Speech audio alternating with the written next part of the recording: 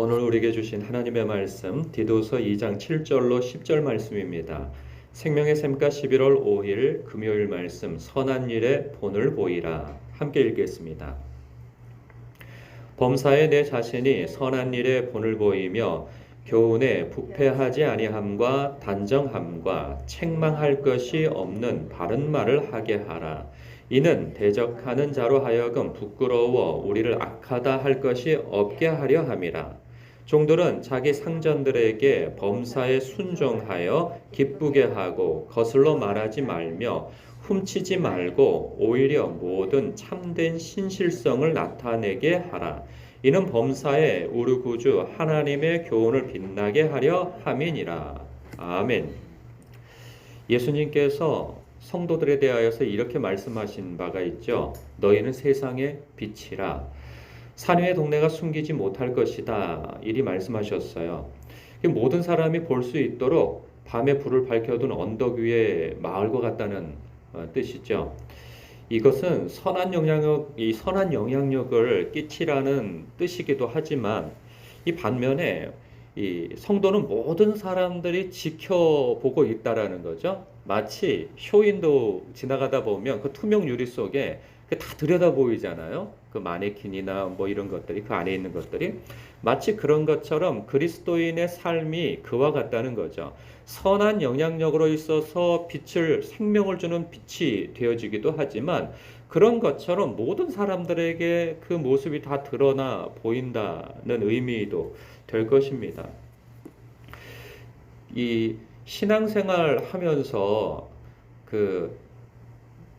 이 시험 당하는 사람들이 참 많이 있습니다. 그런데요, 예수님과 또 하나님께 대하여서 시험을 받아 교회를 떠나는 사람은 없습니다. 뭐 아주 없는 건 아니죠. 뭐 어떤 사람은 자기 목적에 맞게 하나님 앞에 막 매달리고 기도했는데 그 응답되지 않았다고 삐져서 시험 받는 사람도 있을 테고요. 내가 이렇게 헌신을 하고 내가 이렇게 내 몸을 불사르도록 이렇게 모든 것을 갖다 바쳤는데 하나님은 왜 나의 사랑하는 것, 내가 목적하는 것을 다 빼앗아 가느냐, 왜 이루어지지 않느냐, 이렇게 해서 마음이 상해서 뭐 떠나는 사람도 종종 있습니다. 그런데 그런 것은 사실 굉장히 적은 부분이고요. 대부분은 사람에 대하여서 시험을 받죠. 특히나 시험을 가장 크게 받는 사람이 있다면 저 같은 담임 목사일 것입니다. 왜냐하면 가장 드러나고 가장 말을 많이 하고 가장 노출되어 있기 때문에 담임 목사로부터 대부분 사람들이 뭐 교회 안에 사람이 있는지 교회 밖에 사람이든지 담임 목사의 어떤 잘못된 행동과 말로 인하여서 이 상처를 받고 교회를 떠난다든가 교회에 대해서 적대감을 갖는 경우들이 많이 있습니다. 그 다음에 또 시험받는 대상이 있다면 교회의 중직자, 이게 직분자들일 것입니다. 뭐 장로님이나 권사님이나 집사님이나 그런 얘기 많이 들어요. 뭐 장로님한테 돈을 빌려줬는데 권사님한테 돈을 빌려줬는데 누구한테 돈을 빌렸는데 돈을 갚지 않는다 하고 또 이 마음이 상해서 교회를 떠나는 사람들이 있는가 하면 이렇게 뭐 하여간 여러 가지 이유로 관계적으로 문제가 생겼을 때 어떻게 장로님이 그럴 수 있어, 권사님이 그럴 수 있어, 집사가 그럴 수 있어 하고 이렇게 평신도라고 하는 표현이 뭐 적합하지는 않지만 일반 성도님들이 그렇게 해서 마음의 상처를 입고 이렇게 교회를 떠난다던가 어려움을 당하거나 그러죠. 그러면 그러면 직분자들에게만 그러느냐? 또 그렇지도 않습니다. 그러니까 먼저 된 신자를 바라보면서 나중된 신자가 또 연약한 신자가 상처를 받거나 시험을 받는 경우들도 많이 있습니다. 그러면 나중된 신자, 이제 막 믿은 사람은 다른 사람에게 어떤 시험을 안 주느냐? 그렇지도 않아요. 나는 이제 믿은 지 얼마 안 됐는데요. 또 이렇게 얘기를 하지만 뭐 처음 믿었든 10년 믿었든 50년 믿었든 예수 그리스도를 믿음으로 말미암아 의롭게 되어지고 하나님 백성 되어지고 자녀 되어지는 것은 길게 믿었든 짧게 믿었든 상관없이 세상 사람들에게는 저 사람은 그리스도인이에요. 내가 하루를 믿었든 한 시간을 믿었든 열흘을 믿었든 세상 사람들이 볼 때에는 교회 다니는 사람이고 예수 믿는 사람이란 말이죠. 근데 그 사람의 행실이 바르지 못하다면 세상 사람들의 눈에 볼 때 저 믿는 것들 이렇게 된단 말이죠. 예수님은 이리 말씀하셨어요. 너희들이 살면서 그 관계 속에서 사람을 실족하지 않게 할 수 없다는 거예요. 그런데 이거 기억하라는 거죠. 실족하는 자에게는 화가 있다는 거예요. 차라리 연자맷돌을 메고 그 연자맷돌이라는 것이 사람이 돌릴 수 없어서 짐승이 이렇게 뭐 소나 말이 이렇게 돌리는 거 아니겠어요? 그런 어마어마한 연자맷돌을 목에다가 탁 걸어가지고 바다에다가 던져 빠져 죽는 것이 차라리 낫다는 거예요. 다른 사람의 영혼, 이 천하보다도 귀한 영혼이고 하나님께서 그 영혼을 아끼기 위하여서 아들도 아끼지 아니하시고 십자가 지게 하신 그 영혼을 그 사람의 무분별함, 직분자와 먼저 된 자와 어떤 그 목회자의 무분별한 태도와 언행으로 인하여서 시험을 당해 그 영혼이 실족하게 되어진다면 그 실족을 선택한 그 사람도 화를 당하겠지만 그것의 빌미를 제공한 사람도 화를 당할 것이라고 하는 심판을 받게 될 것이라고 하는 그 무서운 주님의 경고의 말씀 속에서 우리는 스스로를 돌아보고 경각심을 가질 필요가 있는 것이죠. 오늘 말씀에도 보면 그 2장 말씀에서 뭐 계속 우리가 연달아서 보게 되어지면 오늘 말씀만 보자면 이렇습니다. 범사에 내 자신이 선한 일에 본을 보이며 교훈에 부패하지 아니함과 단정함과 책망할 것이 없는 바른 말을 하게 하라. 이게 누구에 대한 이야기냐면 디도에 대한 이야기죠. 그러니까 디도는 그 그레데 교회를 그 지도력을 세우고 성도들의 바른 신앙을 지도하고 하는 그러한 사명을 가지고 지금 이 교회에서 사역을 하고 있단 말이죠. 그랬을 때 모든 사람들이 다 지켜보고 있지 않겠어요? 필요하다면 책망도 해야 되고 필요하다면 어떤 누구를 세우고 누구를 안 세우고 하는 이러한 일들이 있을 거란 말이죠. 그러면 그 과정 속에서 반드시 이렇게 시험을 당할 수 있는 빌미를 제공할 수밖에 없단 말이죠. 그럴 때 최고의 방어책은 무엇인가? 범사에 내 자신이 선한 일에 본을 보이라는 거죠. 이렇게 하십시오, 저렇게 하십시오, 이렇게 해야 합니다, 누구를 세우기로 했습니다 하는 때 분명히 세움을 받지 못한 사람 그리고 책망을 받는 사람은 그 마음에 시험이 있단 말이죠. 그 꼬부라진 마음 속에서 그러면 너는 잘났냐? 이렇게 나오게 되어진다면 이거 참 어려운 일인 것이죠. 교회 갈등을 바로잡으려고 그 교회로 갔는데 오히려 갈등에 불을 지필 수 있는 것이죠. 그렇기 때문에 모든 일에 있어서 언행에 있어서 본을 보여야 한다는 것이죠. 그랬을 때 사람들의 마음이 그나마도 너는 뭐 낫냐 이런 말은 못하게 된다는 거죠. 그리고 교훈에 부패하지 아니함과 단정함과 참 그래요. 누구죠? 그 이단들이죠. 이 이단들의 특징이 무엇이냐면 자기의 유익을 위하여서 이러죠. 11절에 보면 1장 11절에 보면 이런 자들이 더러운 이득을 취하려고 마땅하지 아니한 것을 가르쳐라고 얘기하죠. 그러니까 그 특징이 뭐냐면 그들의 목적이 사람들에 대하여서 열심을 내는 그 목적이 그 불의한 이득을 취하려고 그런다는 거죠. 그 사람들의 영혼의 구원과 그 사람들이 하나님 앞에 발에 세워지는 것이 목적이 아니고 그들을 통해서 물질적 이득과 그리고 그 사람들로부터 존경심을 받기 위한 그러한 목적에서 그 열심을 낸다는 거예요. 너는 그런 목적으로 사람을 대해서는 안 된다는 것이죠. 교회에서 이러면 안 된다는 거죠. 목회자가 성도들을 바라보면서 그 사람들이 헌금으로 보이면 안 된다는 거예요. 그 사람들을 통해서 내가 지지받고 우리 목사님 하면서 존경심을 받으면서 내 말 한마디면 이 사람들이 막 좌우되고 막 이런 어떤 그 약간 불이한 카타르시스 그거 있잖아요. 그런 명예욕이나 권력욕 이런 것을 목적으로 사람들을 대하지 말라는 거죠. 오직 진리에 있어서 순수한 마음을 가지고 하나님 앞에 떳떳하고 그리고 사람들 앞에 부끄러움 없는 그러한 태도로 서라는 거죠. 그리고 책망할 것이 없는 바른 말을 하게 하라. 대부분 목회자의 잘못된 말로 인하여서 상처를 많이 받습니다. 그래서 될 수 있으면 그 목회자는 말을 많이 하지 않는 것이 좋다는 생각이 들어요.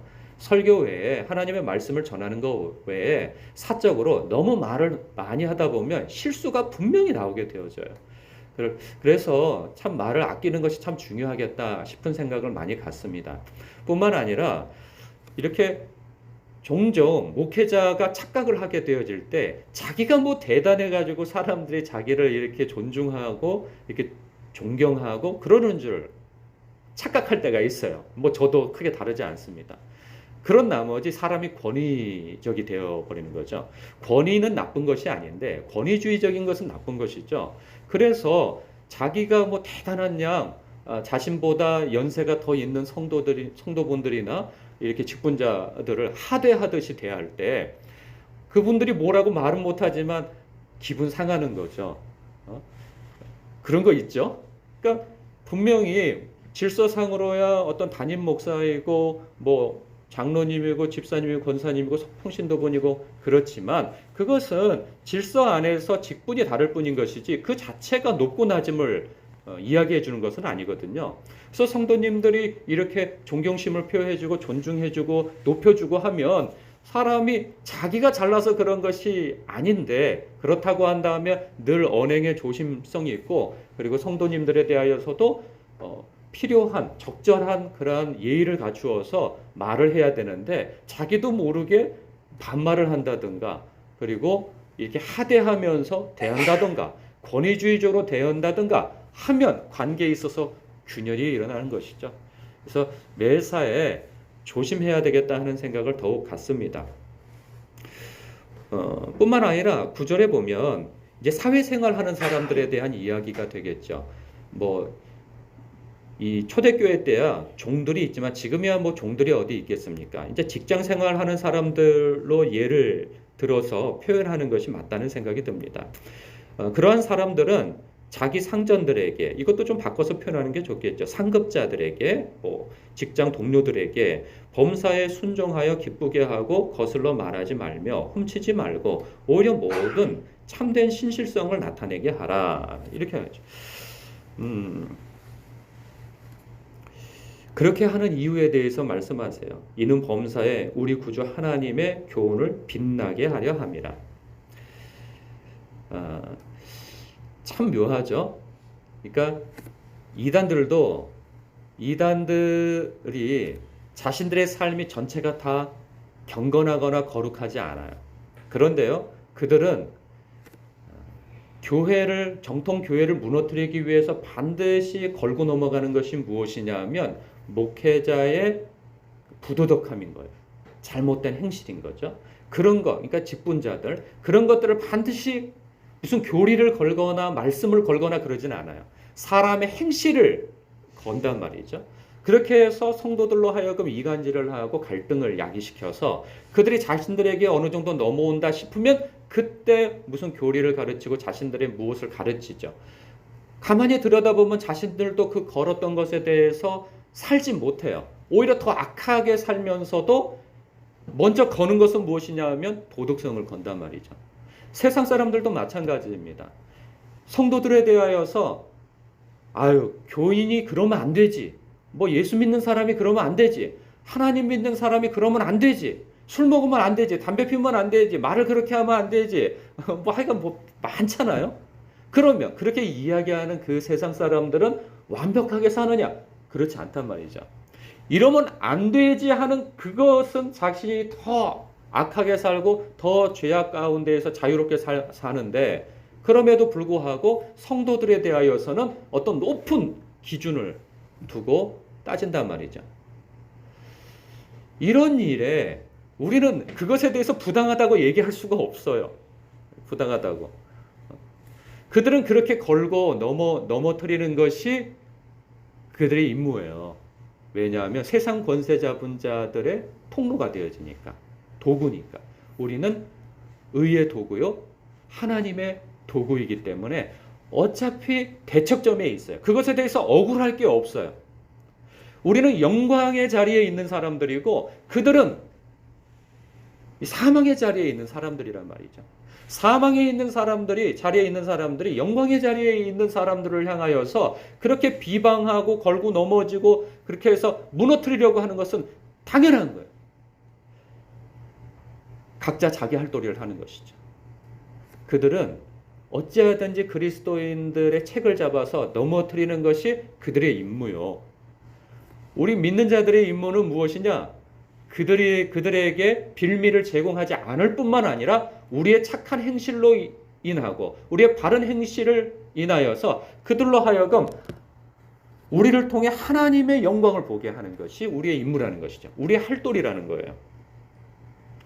여러분, 성경은 성도를 향하여서 너희는 세상의 빛이라고도 얘기했고, 그리고 너희는 그리스도의 편지라, 그리스도의 향기라.